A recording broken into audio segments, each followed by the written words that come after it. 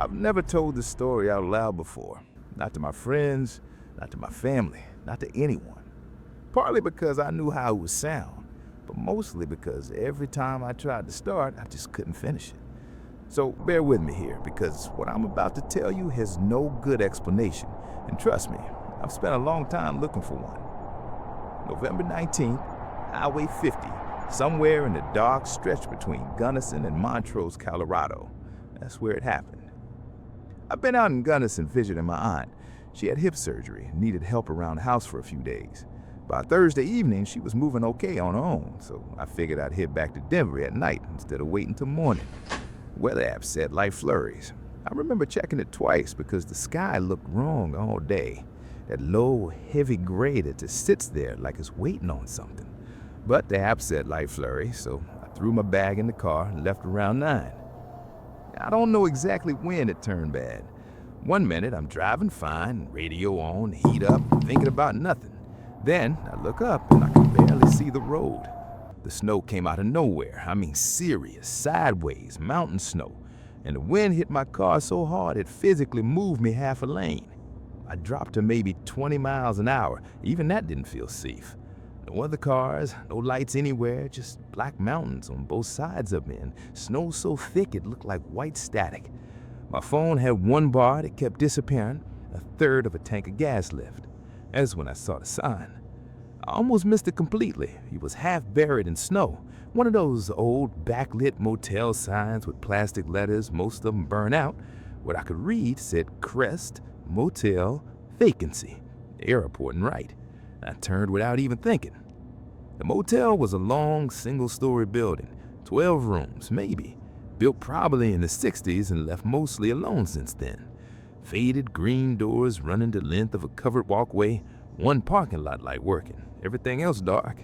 Honestly, it looked like the kind of place you'd see in a movie right before something bad happened. And yeah, I thought that. I actually thought that. I just didn't listen to myself. The woman inside looked up slow. Older lady, white hair pulled back, reading glasses on the tip of her nose. Name tag said Brenda. She had a paperback open on the counter, and she looked at me the way people look when they weren't expecting anyone and weren't totally sure they want company. She didn't say much, slid a key card across the counter and said, "Room 11, you'll be our only guest tonight." And I know this sounds like a normal thing to say, but the way she said it stuck with me. Not just that I was the only guest, but our only guest, like she was making sure I understood something. I didn't think too hard about it at the time. I was cold and tired, and I just wanted to sleep. Room 11 was at the far end of the building. Small room, smelled like old carpet and radiator heat. TV bolted to the dresser. I dropped my bag, kicked off my boots, turned on some old rerun for background noise.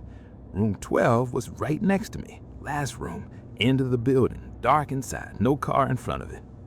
I was almost asleep when I heard them. Two voices coming straight through the wall.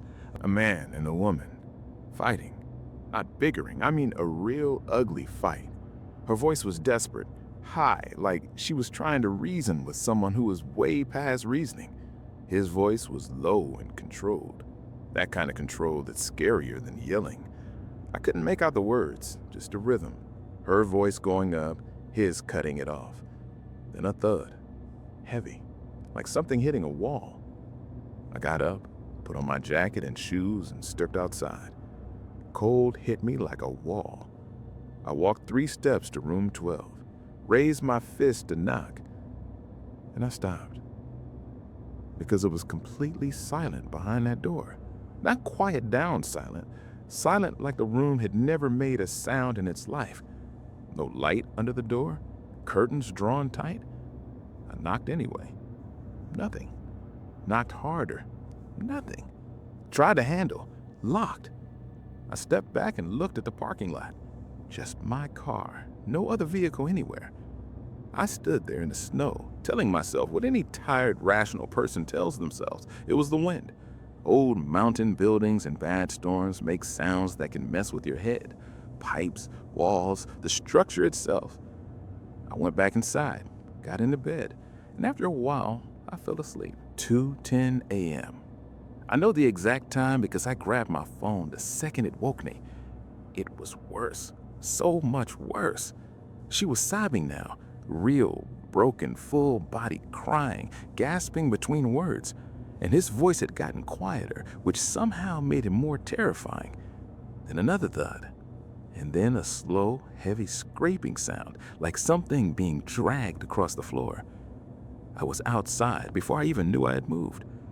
I turned toward room 12, same dark door, same silent window.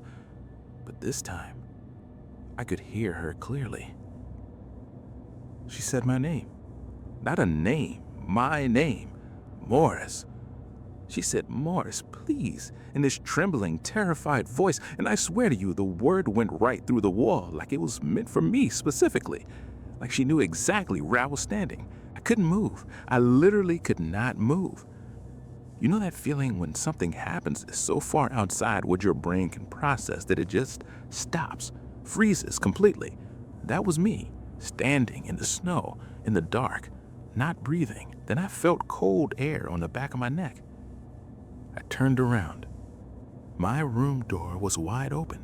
The lamp on the nightstand was throwing light out onto the walkway.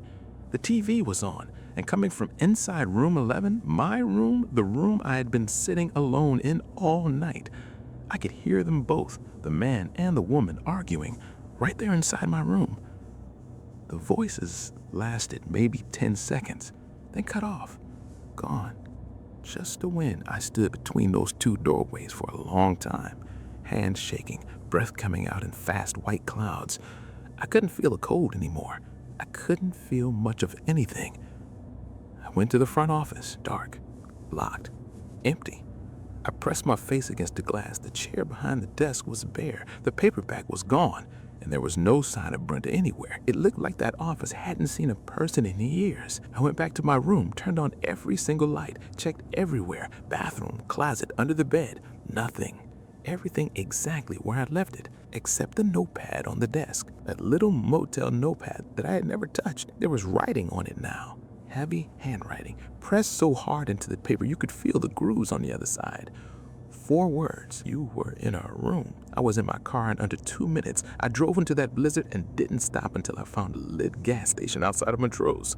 I sat there in the parking lot under those lights for a long time, just sat there, heat on full blast, not thinking, not moving. 2 weeks later, I made the mistake of looking it up. I found a scanned article from the Gunnison County Gazette, December 1987. A couple found dead on a roadside motel off Highway 50. Domestic dispute. Husband charged. Charges eventually dropped. The wife's name was in the article. It was the name I heard scream through that wall. I kept scrolling. There was a photograph at the bottom, grainy, black and white, a shot of the motel's check-in register from that night in 1987. 2 rooms listed. Room 12 and room 11. I could read the name next to room 11 clearly, even through 35 years of grain and age and whatever that photograph had been through. My name, my full name, Morris Dale Whitaker, written in a register from 1987, the year I was born. If this kept you up a little, good. Hit that like button. It means more than you know. Subscribe because there are more of these coming and you do not want to miss them. Share and leave a comment. Tell me, what do you think really was in room 12? Good night. I want to be clear about something before I get into this. Nothing that happened that night was supernatural. No ghosts, no monsters, nothing you can't explain. That's actually what makes it worse, because everything I'm about to tell you was completely, entirely real. And sometimes, real is the scariest thing there is. This was March of last year. I'd been up in Pueblo for a work thing, 3 days of meetings that could have been emails, and I was driving back home to Colorado Springs late on a Wednesday night. It was raining, not heavy, just that cold, miserable March drizzle that gets into everything. I was tired, the road was slick, and I still had about an hour left when I decided it just wasn't worth it. I'd seen the motel sign off Highway 24 near Woodland Park 100 times driving past. Budget place, nothing fancy, always had a vacancy sign on. I pulled in. The parking lot was almost empty. 2 trucks on the far end, a minivan near the office. That was it. I grabbed my bag from the back seat and headed inside. The woman at the desk was friendly. Pat, her name tag said. Early 50s, reading something on her phone when I walked in, smiled when she looked up. Normal checkout time, here's the Wi-Fi password, ice machine is down the hall. She put me in room 4. I thanked her and headed back out to find it. That's when I saw him. I almost didn't notice at first. I was looking down at my key card, half watching where I was walking, but something made me look up toward the far edge of the parking lot. That instinct you get when you feel like something is off without knowing why yet. And there he was, a man, standing at the tree line where the parking lot ended and the woods began. Dark jacket, hands at his sides. Not smoking, not on his phone, not walking to or from a car, just standing there, completely still, facing the buildings. I stopped for a second and looked at him. He didn't move. I couldn't make out his face from that distance in the dark and the rain. I told myself he was getting some air, or maybe his car was parked out there for some reason. People do weird things at night. I went to my room. Room 4 was exactly what you'd expect. Decent enough bed, thin walls, TV bolted to the dresser, a window with a view of the parking lot. I dropped my bag, pulled off my jacket, and sat on the edge of the bed just decompressing for a minute. Through the wall to my right, I could hear the TV in the next room, room 3, and underneath that, a voice, a woman, talking quietly like she was on the phone. I wasn't trying to listen, but the walls were thin and the room was quiet, and her voice had that particular tone that you notice whether you want to or not. Urgent, low, controlled in the way people get when they're trying to stay calm and not quite managing it. I caught pieces, not everything, just pieces. I turned my location off before I left. A pause, then, I just need one night. I'll figure it out tomorrow.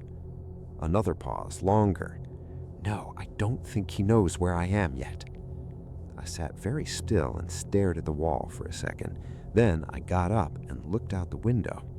The man was still there, same spot, same position, just standing at the edge of the lot in the rain, facing the buildings. I'm not the kind of person who jumps to conclusions. There are 100 explanations for a guy standing in a parking lot at night, but combined with what I'd just heard through that wall, I don't know, something in my stomach just pulled tight.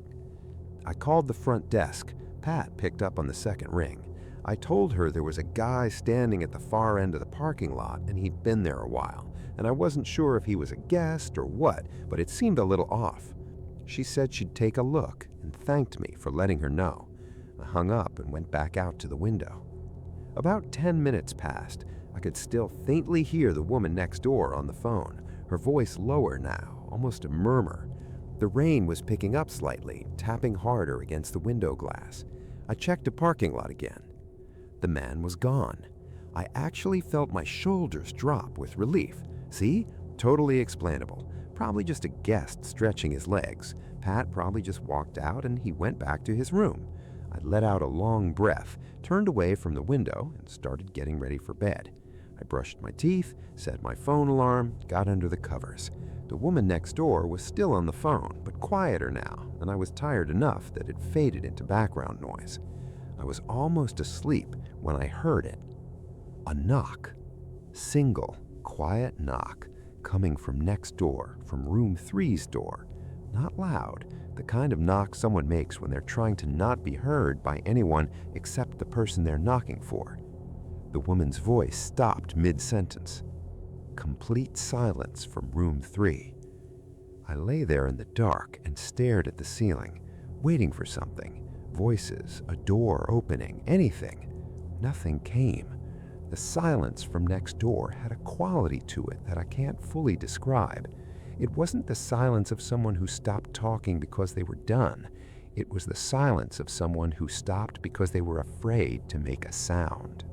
I sat up slowly, and that's when I saw it. The shadow under my door. 2 feet visible in the gap between the bottom of the door and the carpet. Just standing there, right outside my room. Not knocking, not saying anything. Just standing on the other side of my door in complete silence. I did not move. I don't mean I decided to stay still. I mean my body made that decision completely without me. I sat there in that bed with my phone in my hand, and I did not breathe. The shadow didn't move either. Whoever was standing outside my door was just standing there, in the dark, in the rain, doing nothing. I pulled up my phone and had 911 ready to dial, thumb hovering on the call button. I watched that shadow, and that shadow just stayed right there, and I have never in my life felt that particular kind of fear. The kind that is completely silent and completely rational and somehow worse than anything that has ever startled you, because this wasn't a jump scare. This was a slow, deliberate, ice-cold terror of understanding that something was very wrong, and there was a door between me and it, and I did not know how much that door actually meant. A minute passed, maybe two, felt like a decade. The shadow moved. Slowly, no rushing, no sounds of footsteps, just the shadow shifting and then disappearing from under the door. Gone. I sat there for probably another 10 minutes before I moved at all. Then I got up, every light in the room on, and checked the window. The parking lot was empty and still. Just rain and wet asphalt and the glow of the one working lot light. I didn't sleep, not really. I lay there with every light on, phone on my chest, until the sky outside started going gray. When I finally stepped outside around 6 a.m., there were 2 police cruisers in the parking lot, both parked in front of room 3. The door to room 3 was wide open, and I could see one officer inside walking slowly around the room. Another was standing outside talking into his radio. I walked over. I told the officer standing outside that I was in the room next door and asked what was going on. He looked at me for a second with that careful, measured expression that cops use when they're deciding how much to say. He asked me how long I'd been there. I told him I checked in around 11 the night before. He wrote something down. I told him about the man in the parking lot, about what I'd heard through the wall, about the knock and the shadow under my door. He wrote all of it down, asked me a few questions, took my number. He didn't tell me anything, not one detail about the woman in room 3. Whether she was okay, whether she'd left on her own, whether they'd found anything. Nothing. He just thanked me for the information and told me I was free to go. I loaded my bag into my car and drove home to Woodland Park Springs in the early morning gray, and I kept both hands tight on the wheel the whole way. I think about that shadow under the door a lot, about those 2 feet just standing there in the silence, about the fact that whoever it was made the choice to stand there and do nothing, at least that night. I still don't know what happened to the woman in room 3. I've thought about calling the Woodland Park Police Department and asking. I haven't done it yet. Think about that next time you check in somewhere alone. If this one made you uncomfortable, good. It should. Hit that like button because it genuinely helps. Subscribe and share this with someone who travels alone. And leave a comment. Tell me what you would have done when that shadow stopped outside your door. Drive safe and good night. I need you to understand something before I start. I am not a superstitious person. Never have been. My wife Martha is the same way. Practical, logical, both of us. We're the kind of people who laugh at haunted house stories over dinner. We don't laugh anymore. This happened in 2019, late September. Martha and I had taken a long weekend trip through Colorado. No real plan, just driving, stopping wherever looked interesting. We ended up at a small motel outside of Salida. Old place, clean enough, nothing fancy. We were in room 9. It was Martha who found the doll. She was looking around the room the way she always does when we stay somewhere new, and she called me over to the window. Sitting on the windowsill, half hidden behind the curtain, was a small porcelain doll, maybe 10 inches tall. Pale face, painted red lips, dark glass eyes that caught the light in a way that made them look almost wet. Tiny red dress, fabric old and slightly faded. It looked vintage, delicate. Martha picked it up immediately. "Isn't she pretty?" she said. We asked at the front desk if anyone had left it behind. The woman there looked at it for a second and said she had no idea where it came from, said we could keep it if we wanted. Martha wrapped it in her sweater and packed it in her bag. I should have said something right then, but I didn't. It was just a doll. We got home to Denver on Sunday night. Martha set it on the bedroom dresser, propped against the wall, facing out into the room. "She belongs here," Martha said. I didn't think about it again for almost a week. The first thing I noticed was that the doll had moved. Martha had it facing the room. One morning, I came out of the shower and it was facing the wall. I turned it back around, figured Martha had moved it and had forgotten. 2 days later, facing the wall again. I asked Martha. She said she hadn't touched it. We laughed it off. Vibrations from traffic, something like that. Around the same time, our cat, Oliver, stopped going into the bedroom completely. Oliver is the most fearless, into-everything cat I've ever owned, but he'd sit at the doorway and just stare inside, not moving, not making a sound, just watching something I couldn't see. Every time I carried him in, he'd scramble right back out. Martha noticed the humming in the second week. She came into the living room one evening with an odd look on her face and asked if I could hear that. I muted the TV. From the bedroom, soft, tuneless humming, like a child humming to itself. Quiet enough that you could almost convince yourself it wasn't there, but when everything was still, it was absolutely there. I told her it was the neighbors, their kid, sound traveling through the walls. Martha nodded. I turned the TV back on, but I heard it 2 more times that week. Both times, I knew for a fact the neighbors weren't home. Then Martha found the prints. She called me into the bedroom, her voice completely flat. She was pointing at the hardwood floor near the dresser. Small, dusty prints in a half circle around the base. Too small for a person, way too small, each one maybe 1.5 inches long. The size of the doll's feet. We stood there looking at them for a long time without saying anything. I cleaned them up. We didn't talk about it at dinner. The 3rd week was when I stopped sleeping well. I woke up at 3 a.m. for no reason, just snapped awake. The room was dark, Martha asleep beside me. I looked toward the dresser. The doll wasn't on it. I found it at the foot of the bed, sitting on the floor, facing me. Hands in his lap, dark eyes catching just enough light from the street to make them look like they were open and watching. I picked it up without touching the face. I don't know why, I just couldn't bring myself to touch the face, and locked it in the closet. Got back into bed and stared at the ceiling until morning. When I woke up, the closet door was open, the doll was back on the dresser. I didn't tell Martha, but that same night she shook me awake at 2 a.m., her hand pressed against her cheek, gasping. She said she'd felt fingers on her face while she slept, small, ice cold, barely there, just the tips of tiny fingers lightly touching her cheekbone.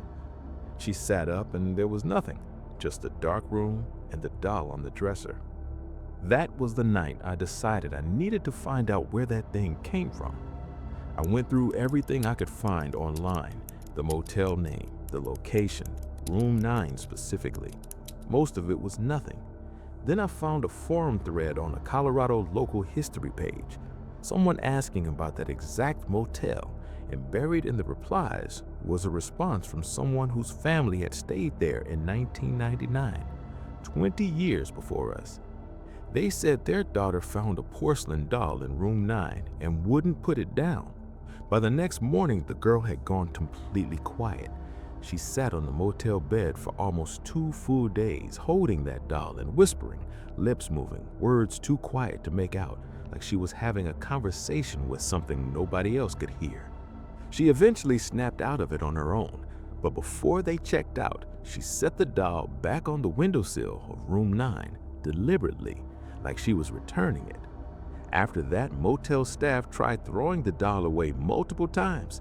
Every single time it came back, sitting on that windowsill. So they stopped trying and just left it there for 20 years, until Martha picked it up and brought it home. I told Martha everything the next morning. She listened without interrupting. When I finished, she said, "We're taking it back." We drove out on a Saturday, 3 hours. I had the doll in a shoebox in the back seat with the lid on the whole drive. When we turned onto the road toward the motel, I knew something was wrong. No sign, no building, just an empty lot, flat, overgrown, weeds splitting through cracked concrete.